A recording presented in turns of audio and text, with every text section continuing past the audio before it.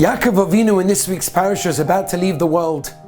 And before he does this, he takes Yosef HaTzadik to the side and he says, V'asisa imodi chesed ve'emes, do me a huge favor, a big chesed. Don't bury me in Mitzrayim. Rashi explains on the words chesed ve'emes. What does it mean? It means when you do chesed with people that have left the world, with Mesim, you don't expect to get rewarded. It's pure chesed. And that's the chesed that Yosef HaTzadik was instructed to do. And the question you can ask when you learn this is, hold on a minute, Yaakov Avinu clearly said that there will be a reward, and Yosef would get rewarded for this act. So what does it mean that he was doing a chesed ve'emes? So perhaps the following story can shed some light on that. This story took place upstate New York a number of years ago in the freezing cold in the middle of the winter. There was a salesman and he was going from store to store, from factory to factory to try and sell his wares. And then he realized time was getting late and the snow was coming down as heavy as could be. Where's he going to sleep tonight? So before it got too bad for him to go anywhere, he quickly went to the local hotel. They were full. He tried every motel in the area. They were full. He didn't know what to do. He couldn't just sleep in his car. That wouldn't be an option. It was too cold for that. So he decided he's going to go to a nursing home. Maybe they have space. They're not a hotel, but maybe perhaps for some money, he'll be able to get a bed. He walks into the nursing home, says, I'm terribly sorry to bother you, but I need a place to stay. And I've tried everywhere. Everyone's full. And the nursing home manager said, I'm so sorry, we don't do that over here. This is not a hotel. This is for elderly people. This is for people that need help. We can't just take people in. And he begged him. He said, listen, it's too late for me to go anywhere else. It's freezing cold. It's snowing outside. I don't know why I left it so late, but I did. Please, I'm begging of you, give me somewhere to sleep. The manager's heart went out for him. And the manager said, you know something? I don't have a bed for you. I have a couch in the back of my office. Sleep there for the night.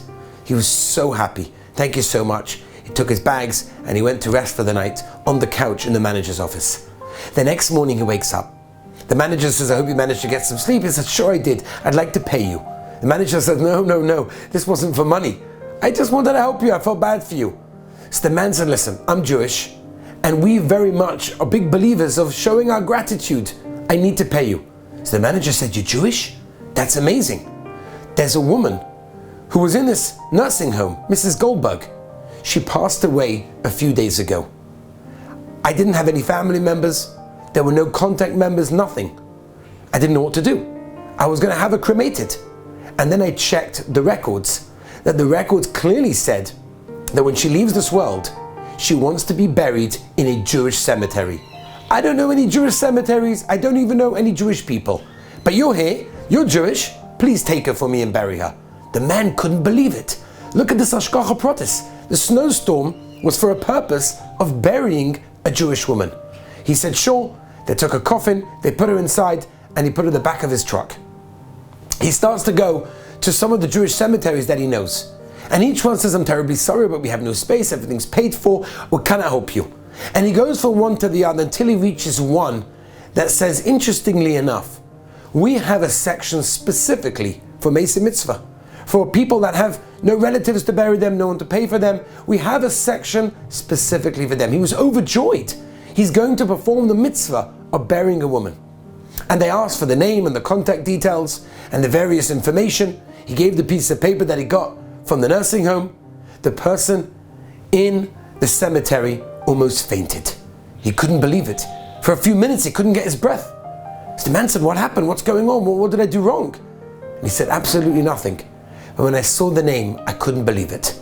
30 years ago, this woman, Mrs. Goldberg, walked into the cemetery and she walked in with $10,000. And she said, I know it's not enough to cover too much, but I'd like to pay for as many spaces as I can in order for Meis Mitzvah, people that have no relatives to bury them, that they should have a Jewish burial.